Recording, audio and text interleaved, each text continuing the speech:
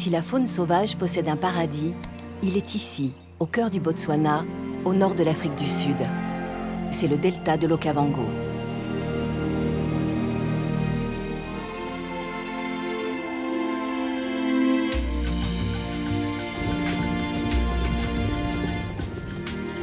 Les eaux du fleuve donnent la vie avant de s'évanouir dans les sables du désert.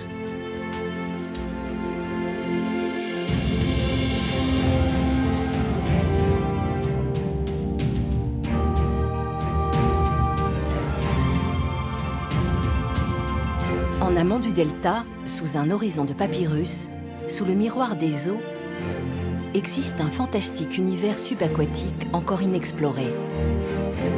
Mystérieux, tumultueux.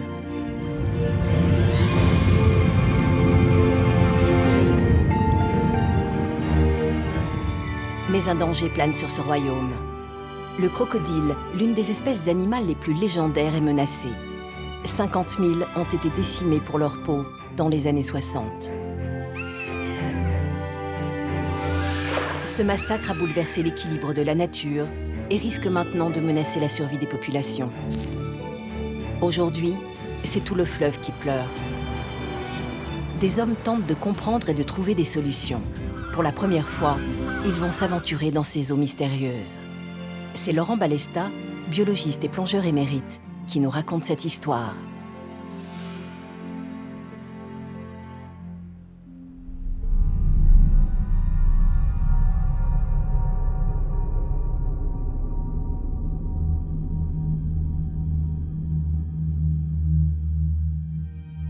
Une fois par an, la crue du fleuve soulève l'immense radeau végétal, entr'ouvrant la porte d'un univers parallèle.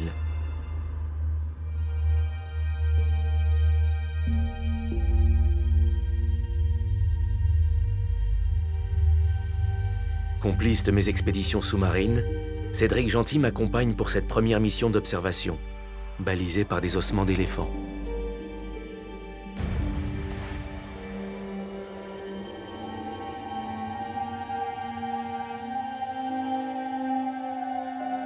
Ici aussi, même les plus forts n'échappent pas à la loi de la jungle.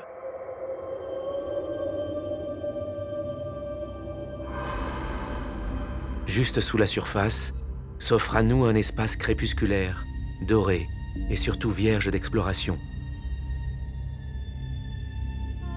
Aucun crocodile ni poisson en vue. Nous poursuivons notre marche dans ce labyrinthe éclairé par d'étranges puits de lumière qui trouent le toit végétal.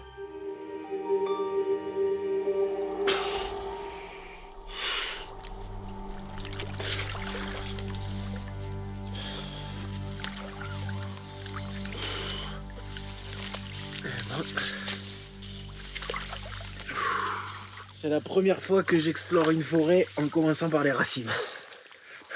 Et il y en a, hein. C'est incroyable, hein. Ah ouais. Tu te rends compte qu'il y a ça sur presque 10 000 km², quoi. Incroyable. On est sur un tapis de papyrus. Et l'avantage, c'est que du coup, on peut passer dessous. Que ça fait des caves. Bon, moi, je suis pas très rassuré, là. Je préfère quand on est sous l'eau et qu'on voit ce qui se passe.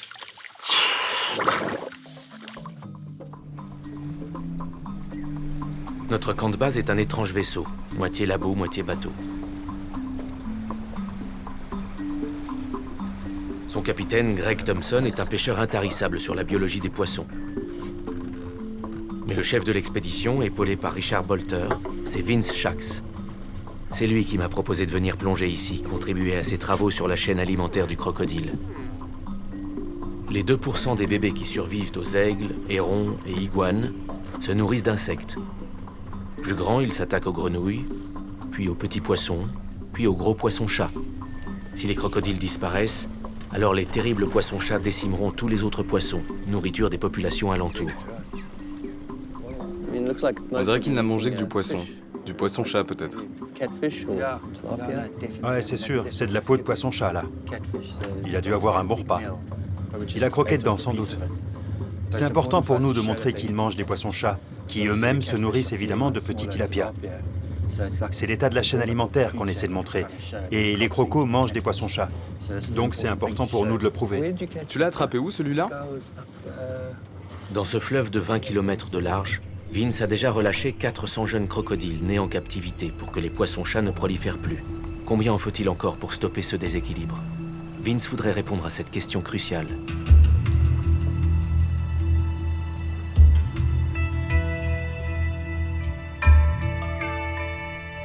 Mais Vince doit aussi tenir compte des hommes du fleuve. Chaque année en Afrique, le crocodile attaque et tue 750 personnes, 15 sur cette seule portion de l'Okavango où vivent les Ambakushu.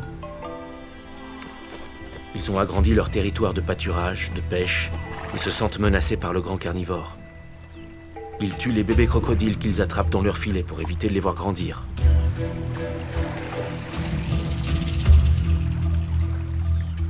Ils ne réalisent pas le carnage que les poissons-chats extrêmement voraces feront sur les poissons qu'ils pêchent si les crocodiles disparaissent.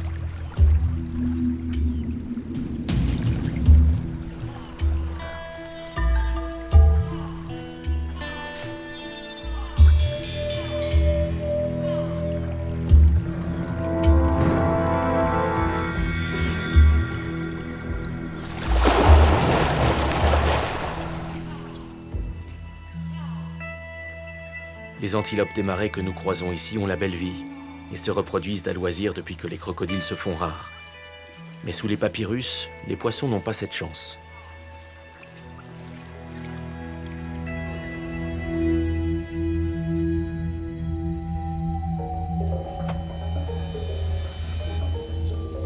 Toujours pas de poissons ici. Les poissons-chats ont dû passer avant nous. Seul ce crâne d'hippopotame, il nous rappelle que nous évoluons dans un espace très sauvage. Ces herbivores surpuissants doivent aider les poissons et les crocodiles à coloniser plus d'espace, en ouvrant sur leur passage de grands couloirs obscurs.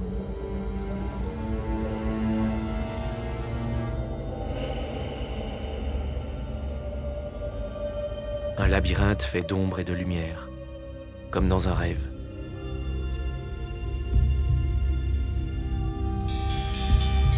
Mais gare à la rêverie, les conseils de Vince sont sans appel. Si l'eau se trouble au loin, c'est un hippopotame. Il faut fuir.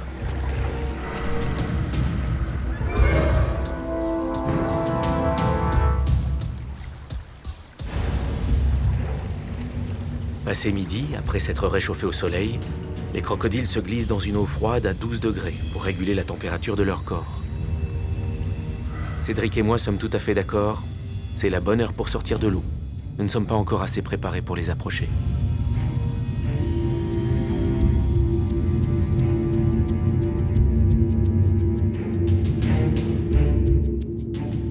À notre retour, Vince et Richard s'apprêtent à relâcher un crocodile capturé la veille, sur lequel ils ont fait des prélèvements de sang.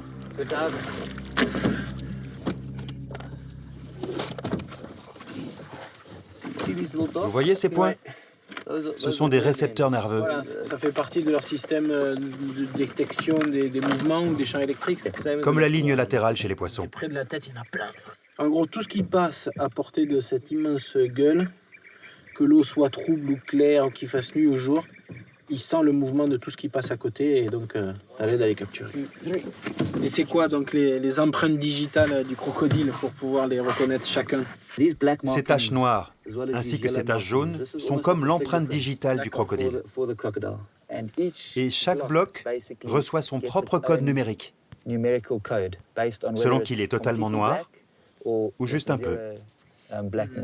Donc si on peut prendre des photos sous l'eau des animaux, et puis noter la position GPS de l'endroit où on a vu l'animal, on aura déjà des données basiques d'identification et de localisation. J'essaierai de faire ces photos-là. Bien, maintenant, il faut remettre le crocodile à l'eau. On le lève, on le met là. Tiens-le, tiens-le. Attention, Richard va enlever l'adhésif. Le ruban est enlevé. C'est bon? 1, 2, 3. Direct vers les ténèbres. Je ne pense pas qu'il y ait un meilleur endroit au monde. C'est l'un des seuls où toutes les conditions sont rassemblées au même moment. La visibilité est bonne, la température de l'eau est très basse, les crocodiles sont tous concentrés dans une seule région, donc on a une très belle possibilité de les approcher sous l'eau et de passer du temps avec eux. Puisqu'ils ont froid, ils ne bougent pas trop. Et on sait que leur vision n'est pas bonne sous l'eau. Donc ils sauront que vous êtes là, mais ils ne vous identifieront pas comme une proie. On doit s'inquiéter de quoi alors? Parce qu'on dirait que c'est OK avec le croc. Vous devez faire très attention avec les hippopotames. Si vous ne faites pas de bruit dans le noir, les hippopotames passeront sans savoir que vous êtes là. Mais si vous les croisez directement en pleine lumière, je voudrais pas être à votre place. En gros, on veut que les crocos nous prennent pour des hippos, mais que les hippos nous prennent pour des crocos.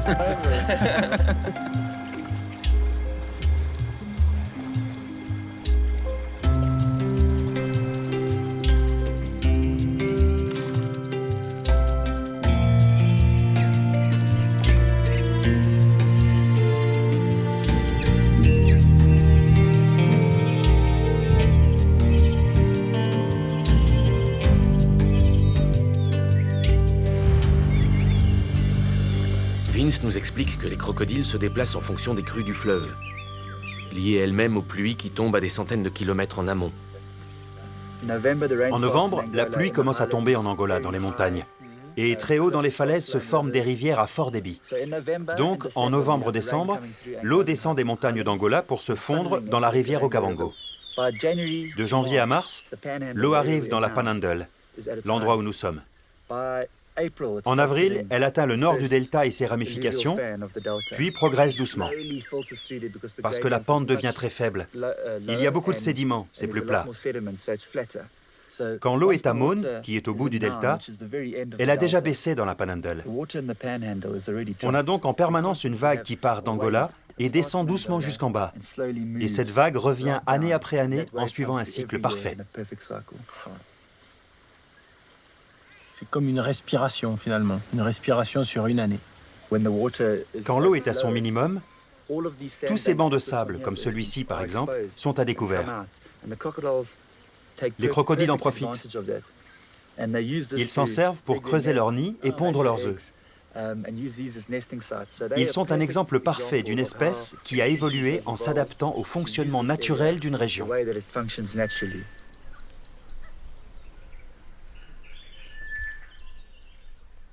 Laurent? Ouais. On va y aller. Et...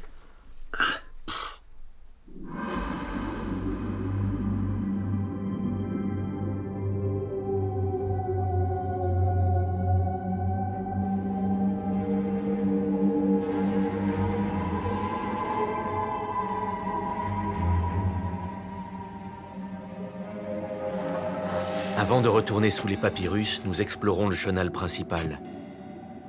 Le courant est fort mais invisible, car aucun rocher n'entrave le puissant passage du fleuve.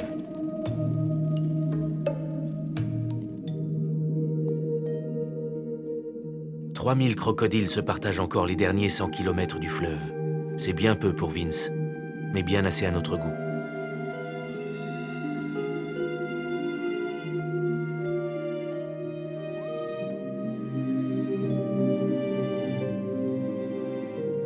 Je n'ai pas souvenir d'avoir vu autant de poissons dans une rivière. Ici, c'est sûr, ils ont échappé aux voraces poissons-chats. Tous ces poissons sont ceux qui nourrissent les pêcheurs. Mais pour combien de temps encore? Ils sont partout, dansant dans le courant ou se reposant sur le fond, sublimés par l'incroyable lumière jaune. Tour de magie des papyrus devenus sachets de thé géants qui filtrent et relâchent ces tanins. L'eau en ressort métamorphosée, limpide mais colorée.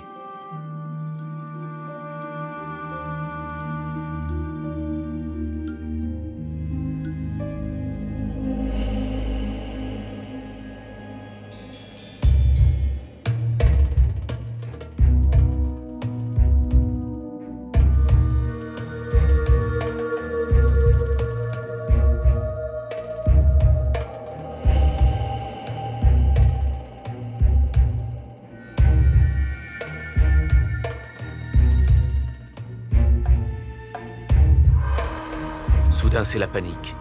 Les poissons-chats débarquent. Ils sont des millions aujourd'hui dans le fleuve.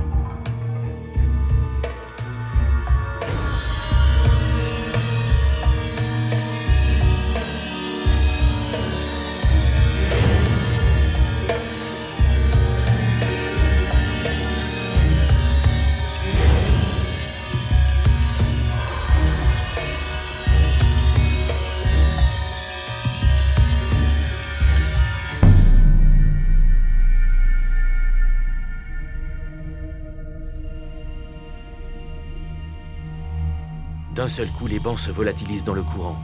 Il ne reste qu'une tête de poisson-chat tranchée. L'œuvre d'un crocodile? Aucun doute, le crocodile n'avale pas la tête, couverte de plaques osseuses et munie d'épines venimeuses sur ses nageoires pectorales.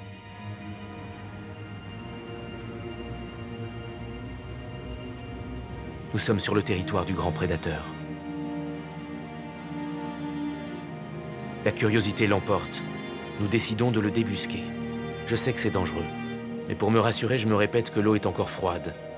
Dans ce cas-là, le rythme cardiaque du reptile tombe à près d'1 pulsation par minute, ce qui le plonge dans un état léthargique.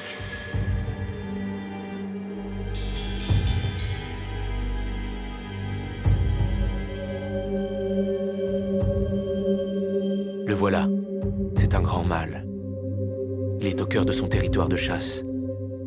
Une centaine d'hectares.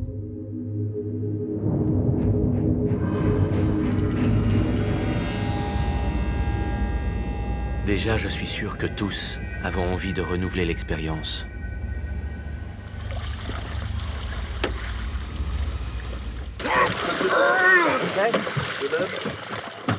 Ah bah ça c'était rock'n'roll.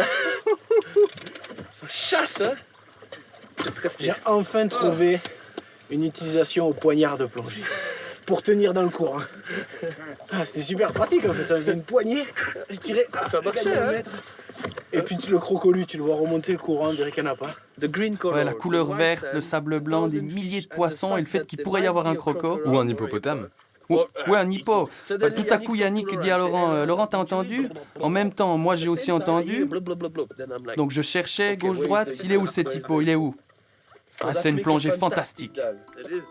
Il y a un éléphant sur l'île. Regardez là-bas. Incroyable. C'est complètement entouré d'eau et il y a des éléphants là-dessus.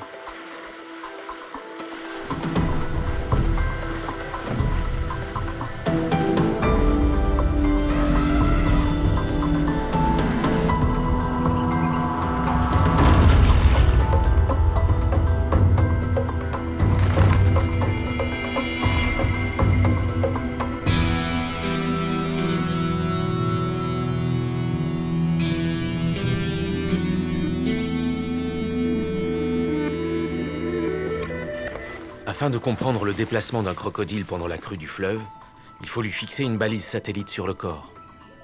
L'information obtenue sera passionnante sur le plan scientifique, mais aussi pratique pour renseigner les villageois sur les endroits à éviter. Walter, elle ressemble à quoi cette balise? Elle est bien. C'est assez gros et lourd. D'accord. C'est plus grand que ce que j'imaginais. On le mettra sur le dos du crocodile. Comme ça. Oui. Oui, je pense que ça ira. La capture du crocodile doit se faire de nuit, car le faisceau d'une torche permet d'hypnotiser le reptile.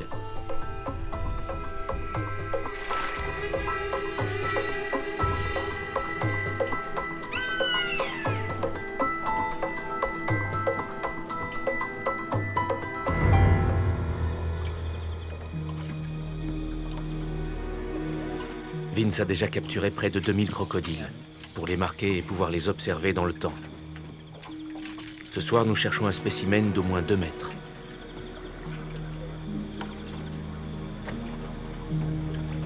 Notre dernière plongée me hante. Je sais maintenant que nous pouvons nous approcher des crocodiles sous l'eau, que les risques sont limités.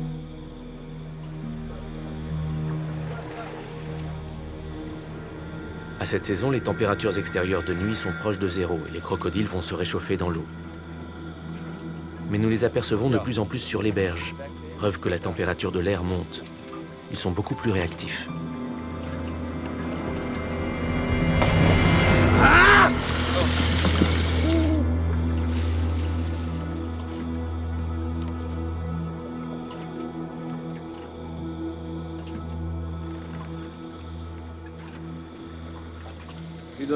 Et si on avait pris celui-là? Non, ça aurait été une erreur. Allez, Vince, tente ta chance. Non, jamais de la vie. On pourrait pas le tenir. Là, ça va bouger. Ah, enfin, ça bouge. Tenez-vous, tenez-vous. Oh là là, il est grand, il est grand. Qu'est-ce qu'il est grand. Les conditions sont en train d'évoluer tout doucement. Les plongées risquent de devenir de plus en plus délicates.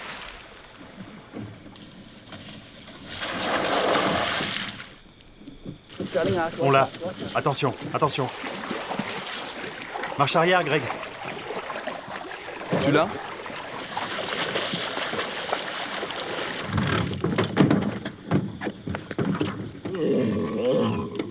Alright, it's out. Ok, tu le tiens bien?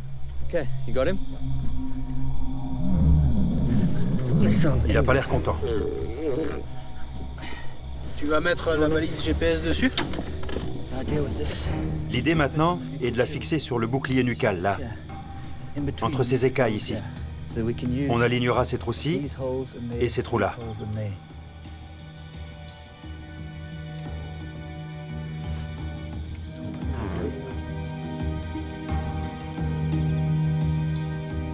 One, two, three. La balise GPS va émettre des signaux pendant 1 an, l'équivalent d'un cycle complet du fleuve.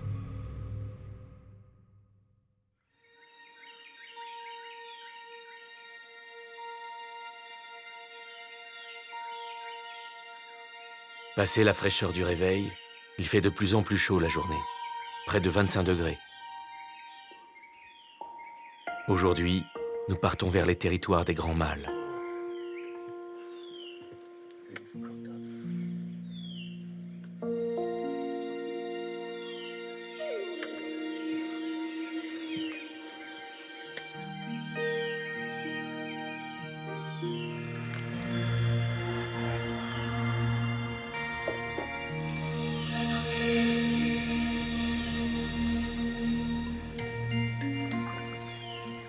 Une course contre la montre commence. La période pendant laquelle il est raisonnable de plonger avec les crocodiles est d'environ 1 mois et demi. Et c'est déjà presque la fin. Ouais. Attends, tout bon crocodile Dundee se rase avec son poignard. Vas-y, essaye. Avec nos appareils de plongée, nous ne faisons plus de bulles. En recyclant notre oxygène avec ces petits granulés blancs de la chaux sodée. Pas de bulles, pas de bruit. Une meilleure approche de la faune aquatique, de plus près et plus discrètement. Mais cela rend inquiet Vince et Richard. Tu veux dire que tu penses que les bulles peuvent tenir les crocodiles à distance? Ou les hippos? Oui, je pense qu'ils peuvent nous entendre et que les crocodiles nous prennent peut-être pour des hippopotames, alors ils nous laissent en paix. Tu sais, un recycleur, c'est silencieux. Ils ne peuvent pas t'entendre et penser que tu es un poisson ou un autre crocodile, ce qui n'est pas vraiment une bonne chose. Yannick Gentil, chef opérateur image, aura pour objectif de saisir les réactions des crocodiles face aux plongeurs.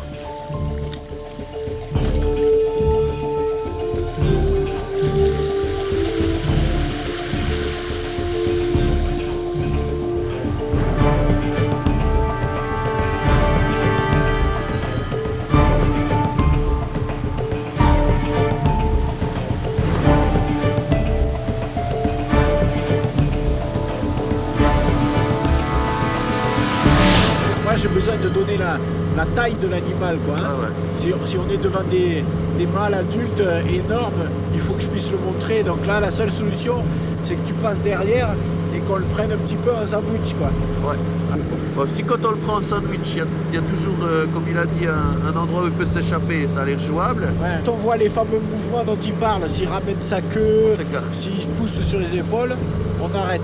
On arrête, on recule.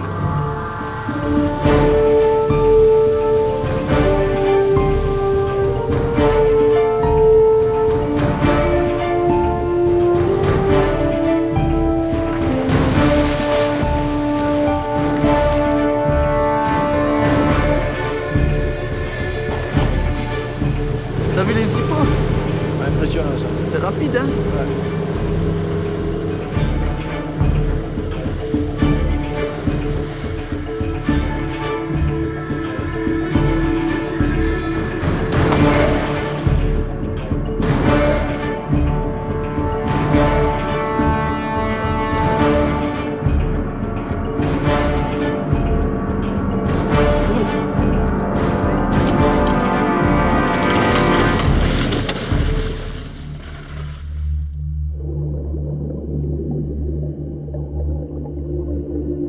nous accompagne avec ses bulles et son harpon. Si un crocodile esquisse un mouvement d'attaque, il pourra le repousser. La nature sauvage n'est jamais sans risque.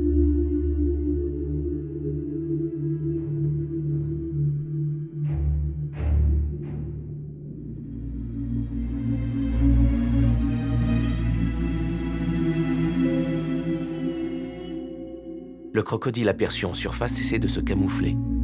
Il ferait de même pour surprendre un banc de poissons.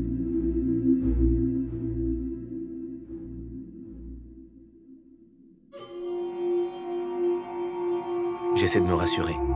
Comme tout bon carnivore, il n'agit qu'avec certitude et sang-froid. Or, il ne nous connaît pas, et c'est nous qui allons à sa rencontre. Rien qui ne puisse le disposer à l'attaque.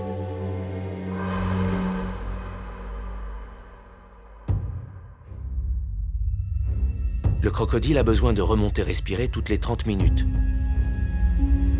Et ces va-et-vient entre la terre et l'eau sont indispensables. Son corps a besoin de rester à 27 degrés pour activer les enzymes qui lui font digérer ses proies. Ses pattes postérieures sont palmées pour pouvoir nager. Ses antérieures ne le sont pas et ne servent que pour marcher. La peur du crocodile est finalement une bénédiction. Rationnelle ou pas, cette peur d'être attaqué provoque des sentiments très intenses. Le privilège rare de vivre pleinement l'instant présent. Il traverse le chenal. Ah.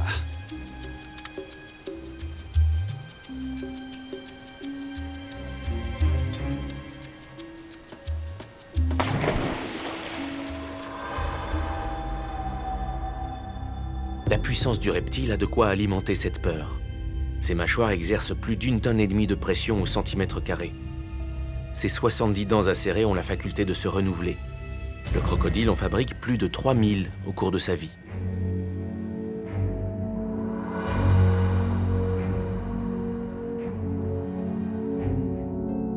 Nous avons sans doute atteint la distance minimum de sécurité, à moins de 50 cm de la gueule. Mais pas d'attaque, de la méfiance plutôt.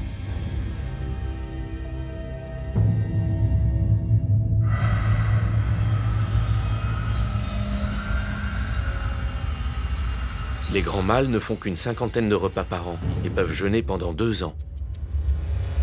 Tant mieux pour nous.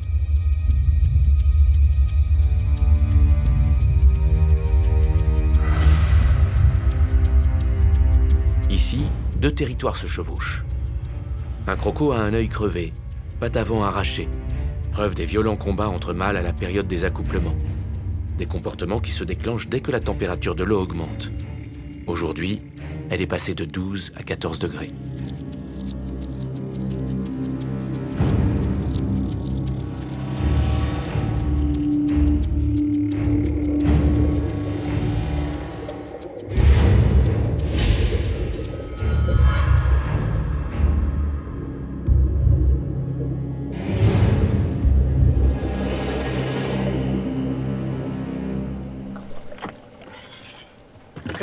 Le courant ne le poussait pas, il venait te voir. Tu es sûr? Oui. Ouais, moi je pense, comme tu as dit, il s'est senti coincé, il a essayé de fuir et puis s'est retrouvé face à Laurent. Il est sorti. Il avait plein de place, il avait 90 degrés. Il est sorti et il s'est arrêté, puis s'est tourné vers toi. Pourquoi? Je ne sais pas. Je pense qu'en cette saison, ils sont plus curieux. Ça nous montre qu'ils sont plus conscients de notre présence que ce que l'on imagine. Ça peut être les bulles. Ah, c'est ça. Il s'est dit, ce gars qui s'en va, qui fait aucun bruit, pas de bulles, en plus qui est bien gras.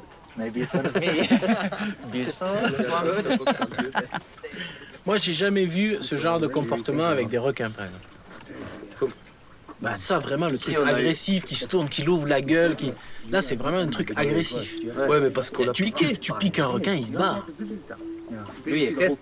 Là, il se tourne vers la pique, il mord. Ouais. C'est pas pareil, hein. Truc, tac, il va au contact. Hein. Ça, c'est la plongée qui te fait dire qu'ils sont pas tout tranquilles comme ça, comme un crocodile en plastique. Hein. Ouais. C'est la plongée qui...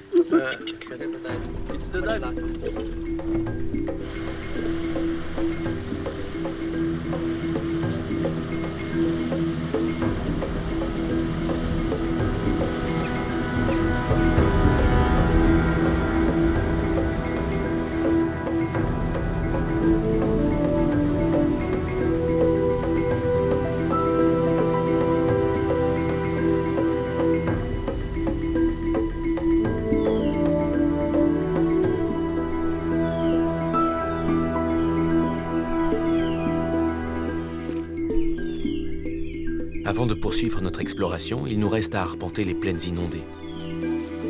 Quand l'eau dévale en masse de l'Angola, elle sort du lit du fleuve et inonde les plaines alentours, riches en sédiments. Les territoires des crocodiles s'agrandissent naturellement.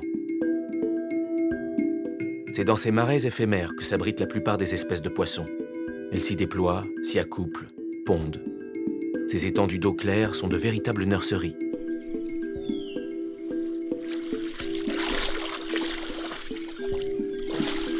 Nous réalisons l'inventaire d'une parcelle de ces plaines inondées.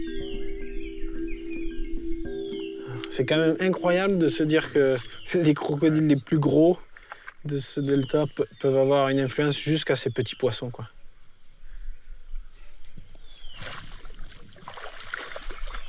Si les crocodiles venaient à disparaître, toutes ces nurseries seraient sous la menace des poissons-chats. Greg nous présente 2 espèces qui survivent ici et savent se défendre. Ce qui n'est pas le cas de la troisième, le tilapia. Voilà le squeaker. Mais attention, hein, il y a des épines là aussi, non? Oui, il a des épines très pointues. Ce petit bonhomme peut bloquer ses nageoires.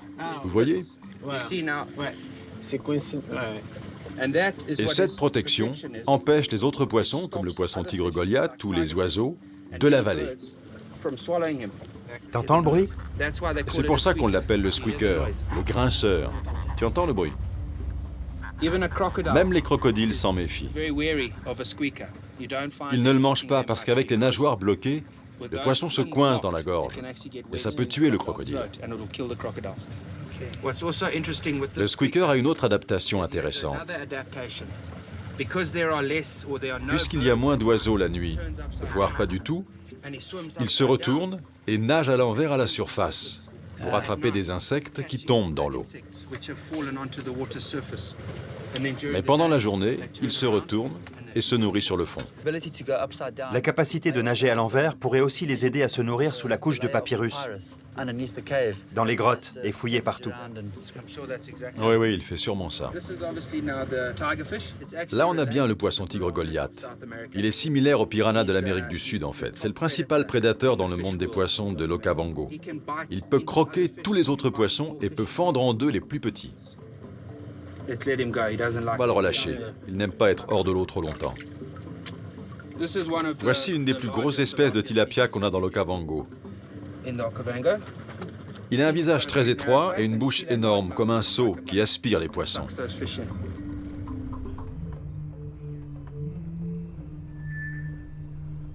Il existe 71 espèces de poissons dans l'Okavango.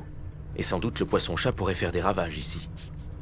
Très vorace, il peut même manger ses congénères, mesurer 1,50 m et peser jusqu'à 15 kg.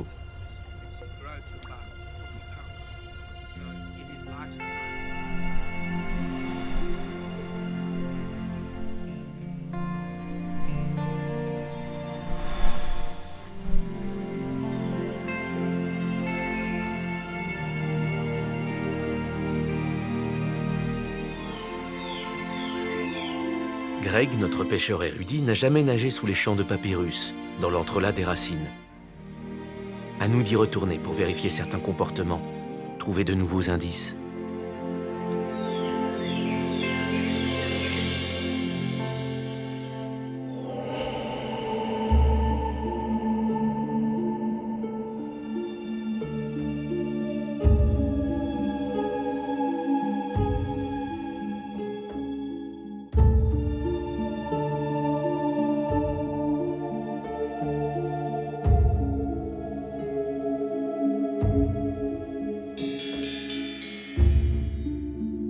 Bientôt, les eaux des plaines inondées suivront la décrue, emportant avec elles les sédiments qui rendront le fleuve opaque, sans visibilité.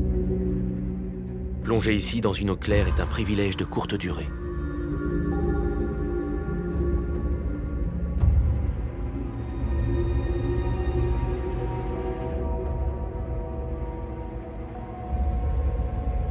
Des kilomètres de galeries obscures s'entrecroisent.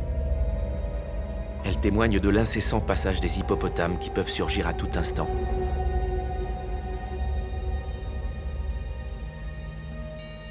Nous fouillons les racines. Le végétal est à la base de toutes les chaînes alimentaires du monde.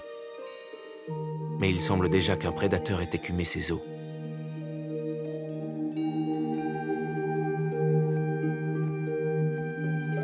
Le squeaker est bien là, celui que nous avons vu dans l'aquarium. Comme le supposait Vince, il nage bien à l'envers pour se nourrir des sédiments accrochés aux racines. Ils sont plusieurs, à l'envers, à l'endroit, occupés à fouiller le végétal.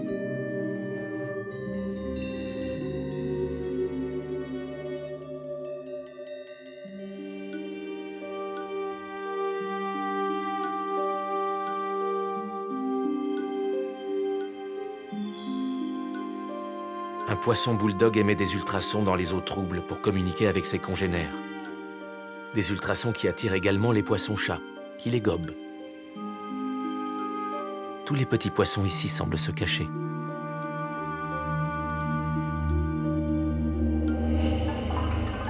Les poissons-chats ne tardent pas. Ils restent maîtres de ces ténèbres. À part les squeakers indigestes, ils ont presque tout avalé ici. Nous décidons de les suivre.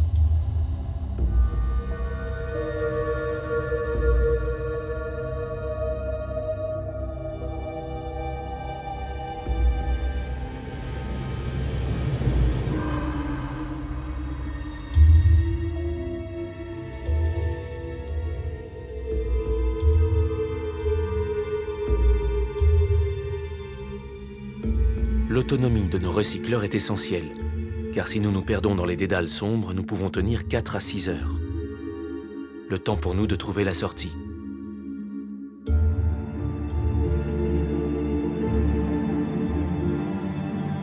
Nous dérivons sans cesse. La boussole nous aide à reprendre le bon cap.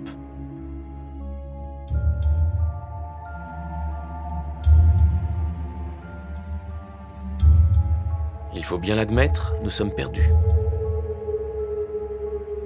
Soudain, Richard hurle dans son détendeur et gesticule. Il a vu un énorme crocodile. Le temps de se retourner et c'est déjà trop tard. Le croco soulève un nuage de vase et brouille la vue. À peine le temps d'apercevoir sa gueule et toute sa silhouette disparaît dans la poussière. Nous nous tairons dans le noir et les secondes durent une éternité.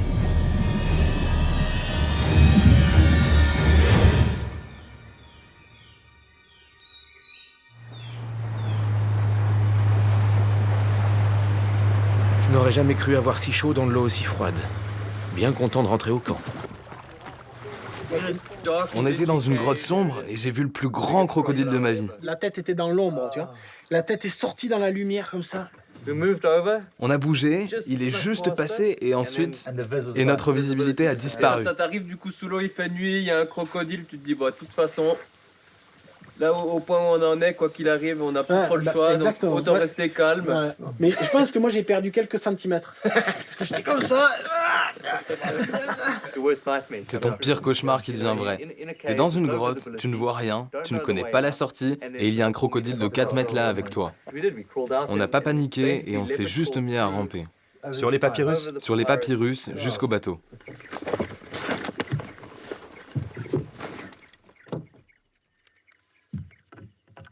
Nous décidons de retourner sur les lieux de l'incident pour fixer une caméra d'observation.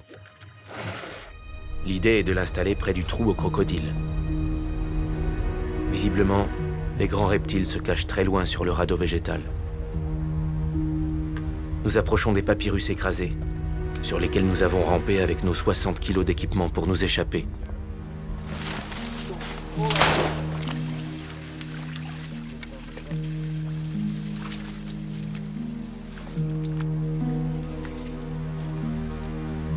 Yannick, on dirait que le crocodile vient juste de plonger là. Ouais, l'eau elle est toute boueuse, complètement brassée. C'est juste là qu'on est sorti. On a eu vraiment peur. C'était juste ici. Tu sais ce qui fait peur? Le fait qu'il y ait un crocodile de 4 mètres juste en dessous de nous. On devrait installer la caméra là. Ces grands trous, si surprenants lors de nos premières plongées, sont l'œuvre des crocodiles. Ils s'en servent pour respirer et se reposer quand ils s'aventurent loin sous les papyrus.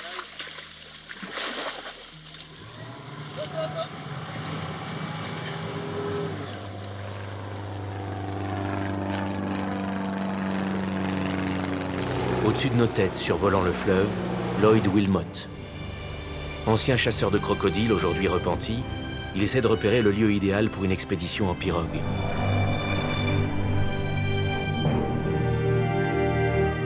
Nous voulons explorer les points d'eau les plus reculés pour savoir si les grands reptiles, sous la pression des hommes, n'ont pas colonisé d'autres territoires plus difficiles d'accès.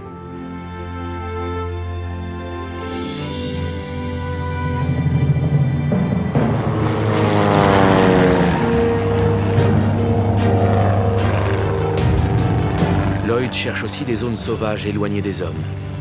Vince y relâche les crocodiles qu'il capture près des villages où leur présence est un problème.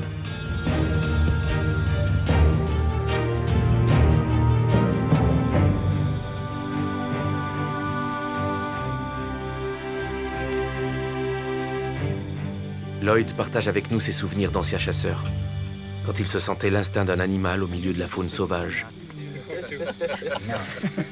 au risque de frôler la mort plusieurs fois.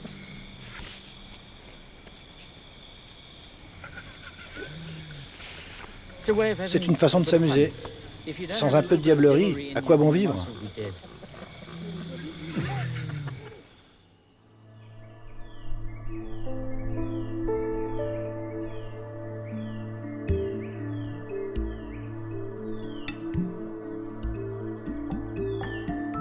Au petit matin, un énorme crocodile mort descend le courant.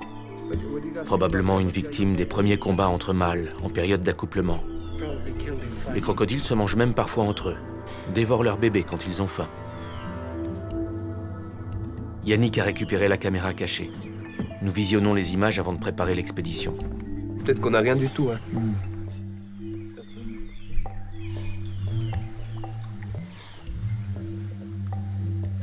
Oh putain! Mais c'était quoi ça? C'est une loutre. Excellent. Bah, en tout cas, c'est pas une loutre qui nous a fait sortir de la grotte. On attend un crocodile de 4 mètres et c'est une loutre. En fait, ils utilisent les trous des crocodiles. Ils n'ont pas peur. C'est bien la dernière chose à laquelle je m'attendais. Ce qui révèle qu'elle doit aussi être sous les papyrus, à chasser les poissons comme les crocos. Et donc ça veut dire qu'il y a peut-être plein d'animaux différents qui utilisent ces trous et pas seulement les crocos.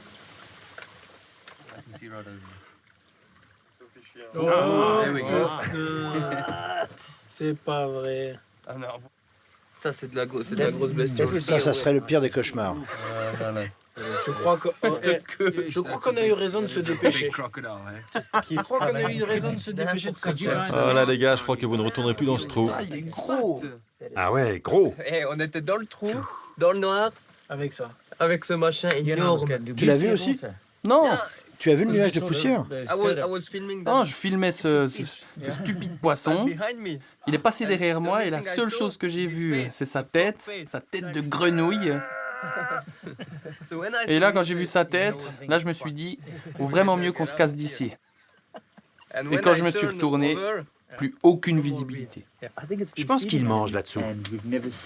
On n'a jamais vu ce crocodile dans ce chenal. Mais il semblerait qu'il l'utilise souvent puisqu'il connaît ce site parfaitement.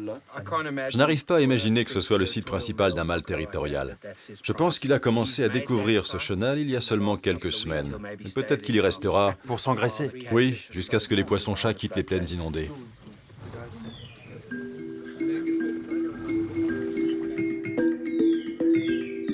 Vince n'avait jamais vu ce crocodile le long du fleuve. Preuve que certains mâles se cachent loin derrière les écrans de papyrus. Il ne s'approche des berges qu'au moment de la décrue. À cette période, les gros poissons fuient les plaines inondées qui s'assèchent. Ils se jettent dans la gueule des prédateurs.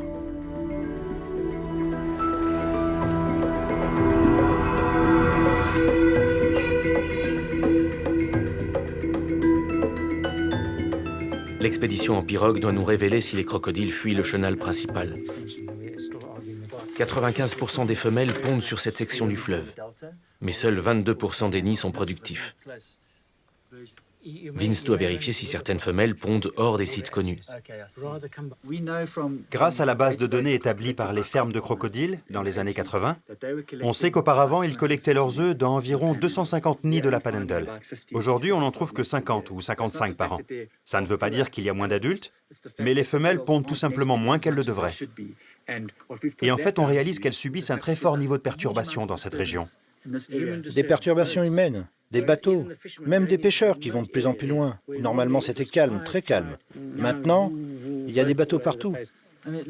Tu peux peut-être nous aider, Lloyd. On aimerait vraiment aller vers ce chenal-là. Je vois qu'il est assez long, mais il est bloqué.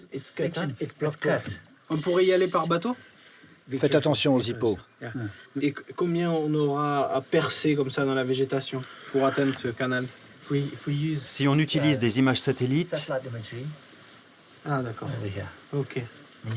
on peut mesurer la distance entre le chenal principal. Ça, c'est la distance qu'il nous faudrait parcourir à coups de machette avec les pirogues en poussant dans les papyrus, quoi.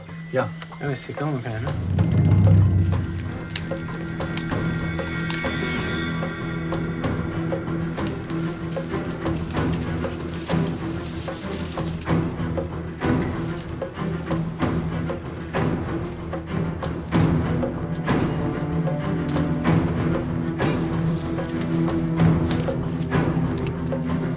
Si nous trouvons des crocodiles de l'autre côté, cela signifie forcément que les reptiles sont poussés à quitter les chenaux qui regorgent pourtant de poissons.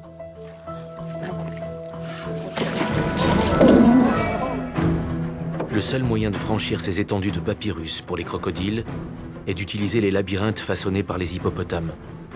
Il n'y a aucun autre accès.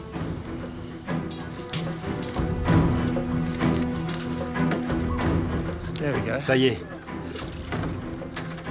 Il y a une petite clairière. C'est la moitié inférieure du chenal que je voulais vraiment atteindre. C'est génial. Vous voyez qu'il y a beaucoup d'eau. C'est bien plus large que le chenal qu'on a pris pour venir. Il y a très peu de perturbations, pas de bateau, personne. C'est parfait pour que les crocodiles pondent.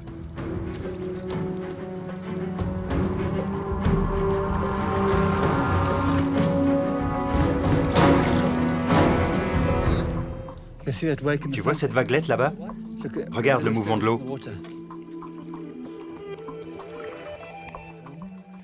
Hey Vince, tu vois des lieux de ponte potentiels? Oui, je vois beaucoup de sites favorables que les crocodiles pourraient utiliser. Il y a beaucoup de berges en roseau là. C'est idéal aussi pour les nids. Même ces îles isolées en plein milieu des marais. Ce sont tous des sites possibles. Il ne faut pas oublier que l'eau va baisser pendant encore 2 mois. Et il y aura encore davantage de sites à découvert.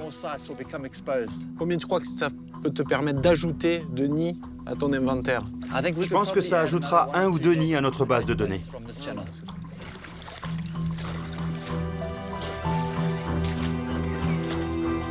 Vince part à la recherche de nouveaux indices.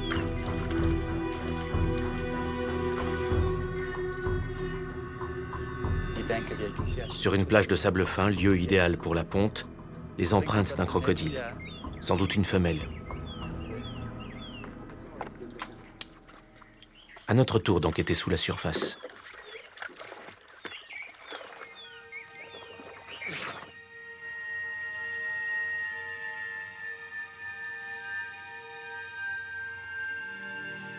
Le décor est un enchantement. Une forêt de lianes englouties, mais presque plus de bancs de poissons. Rien à manger pour les crocodiles.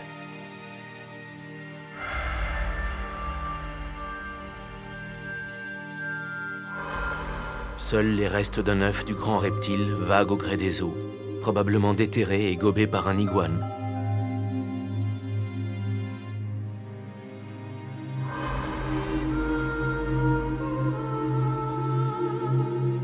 Si les crocodiles viennent ici dans un endroit si pauvre en vie animale, c'est pour fuir les territoires des grands mâles dominants ou échapper à la pression des hommes du fleuve.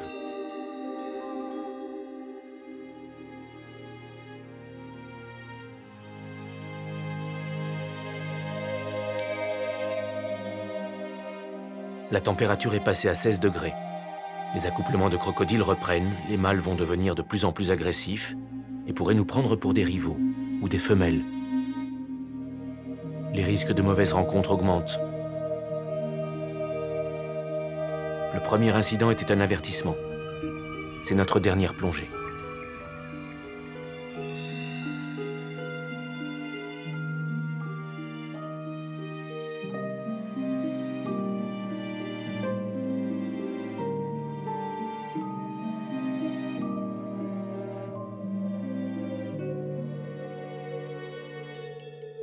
Ces quelques poissons-tigres fuient les ténèbres, règne des poissons-chats.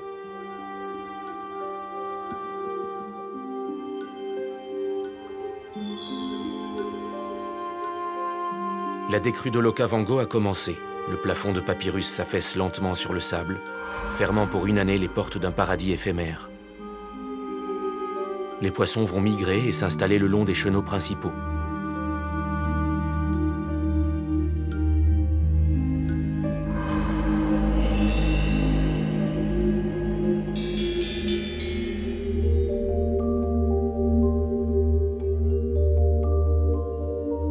L'expédition touche à sa fin.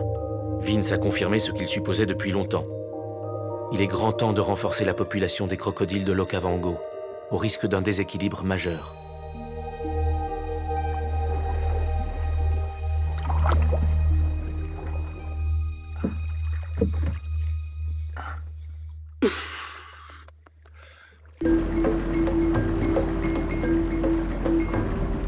Vince ne perdra pas de vue son crocodile équipé d'une balise GPS. Il bouge. Il suit le courant, près de la surface. Aujourd'hui, il semble suivre la crue et descendre en direction du delta. Toutes les observations que nous avons faites servent Vince pour convaincre les pêcheurs, les hommes du fleuve. Il a déjà commencé auprès des enfants. Le grand saurien peut devenir, sinon leur ami, leur meilleur allié. Il reste encore à apprendre sur ces grands reptiles. On les croit solitaires, mais ils semblent communiquer entre eux par infrasons. Ils retrouvent leur territoire de façon inexpliquée après en avoir été séparés de plusieurs dizaines de kilomètres. À travers tout l'Okavango, ils font la loi. Une loi naturelle et nécessaire. Éradiquer le prédateur serait une erreur, bien plus folle que l'idée d'aller plonger avec lui.